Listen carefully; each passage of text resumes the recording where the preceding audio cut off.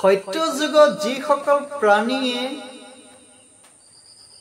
জন্ম লৈছিল আৰু এই সত্য যুগত জন্ম লৈ তেখেতলোকে বহু যুগ তপস্যা কৰিছিল আৰু সেই তপস্যাৰ ফলাফল হৈছে যে হৰিয়ে অকমান সুবিধা দিছে যে কলি যুগত আকৌ সেই সকল প্ৰাণী জন্ম ল'ব আৰু এই কলি যুগত জন্ম লৈ তেখেতসকলে হৰিৰ নাম কীৰ্তন শ্ৰৱণ কৰিব আৰু হৰিৰ গুণনাম প্ৰকাশ কৰিব। হৰিৰ গুণনাম প্ৰকাশ কৰিলে সেই সকল প্ৰাণীয়ে মুকুতি পাব আৰু মুকুতি পালে ভৱসাগৰ তৰি যাব। এই মুকুতি পোৱাৰ কাৰণটো হৈছে ভগৱন্তই অকমান সুবিধা দিছে যে অহৰ্নিশে যিসকল ব্যক্তিয়ে হৰিৰ নাম কীৰ্তন কৰি থাকে সেই সকল প্ৰাণী কলি যুগত ভকত হ'ব বুলি কৈছে। সত্য যুগে যত আছিল প্ৰাণী কলিত জন্মিব বোলে কৈখানি হৰি নাম ঘোষি কলি যুগত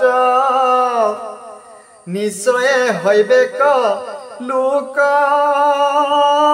ভকত।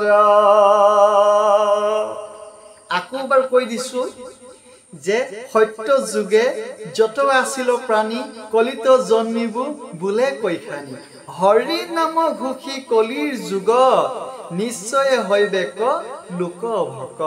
এই কলিৰ যুগত যিসকলে গুণ নাম প্ৰকাশ কৰিব হৰিৰ গুণ নাম প্ৰকাশ কৰি আৰু হৰিৰ গুণ নাম প্ৰকাশ কৰি থাকিব সেই সকল প্ৰাণীয়ে মুকুতি পাবই আৰু সেই সকল প্ৰাণীক কলি যুগত ভকত বুলি কৈছে।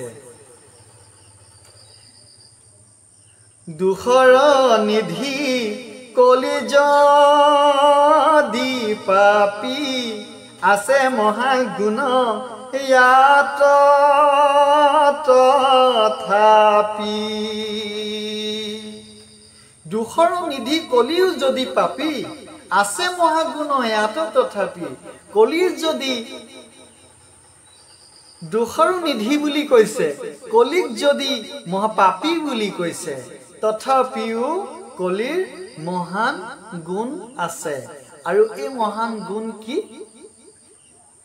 কলিৰ যুগত যদি হৰিৰ নাম কীৰ্তন যিজন ব্যক্তিয়ে নলয় হৰিৰ নাম কীৰ্তন নকৰে আৰু হৰিৰ গুণ নাম প্ৰকাশ নকৰে সেইজন ব্যক্তিক কলিয়ে গ্ৰাস কৰিবই আৰু নিষ্ঠাৰ নাই কলিয়ে তেখেতক গ্ৰাস কৰিবই।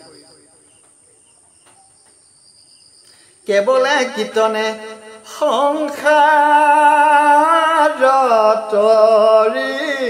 বন্ধ ছিঙি হুৱে আপুনি হৰি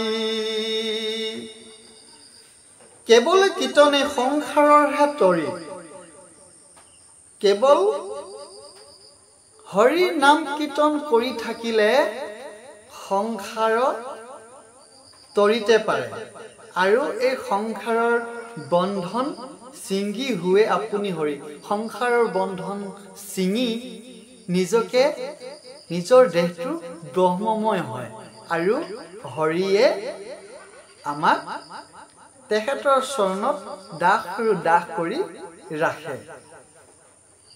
কলিত কীৰ্তনে হুৱে ভকত আতপৰে লাভ নাহি লোকত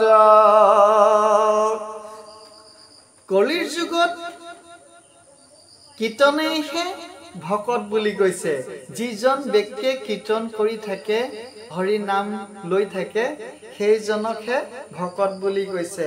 আতপৰে লাভ নাহি লোকত আৰু বেলেগত আপুনি যদি কিবা বিচাৰি থাকে তেনেহলে আপোনাৰ পুণ্য সঞ্চয় নহ'ব আৰু একোৱেই লাভ নহ'ব বুলি আমাক শাস্ত্ৰই উপদেশ দিছে। আমাৰ বোলে চিত্ৰনে দাঠাই একাদশ স্কন্ধে চাবা বিচাৰি কলিৰ লোক ইয়াতি পাপমতি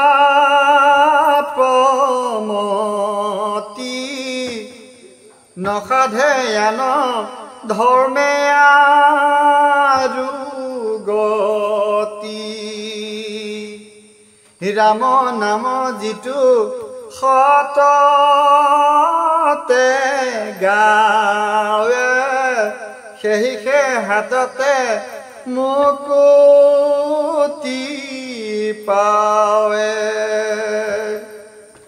কলিৰ লোক অতি পাপমতি নসাধে আন ধৰ্মে আৰু গতি। এই কলিৰ যুগত লোকসকল পাপমতি আৰু নসাধে ধৰ্ম, নসাধে আন ধৰ্ম আৰু গতি। ৰাম নাম যিটো সততে গাৱে সেই হাততে মুকুতি পাৱে। যিজন ব্যক্তিয়ে অহৰ্নিশে ৰাম নাম মুখে লৈ থাকে সেইজন ব্যক্তিয়েহে সততে মুকুতি পাৱে বুলি কৈছে। দুষ্ট চিতে যদি হৰি সুমৰে তথাপিতো তাৰ পাতে কহৰে। দুষ্ট চিতে যদি হৰিকো সুমৰে তথাপিতো তাৰ পাতে কহৰে।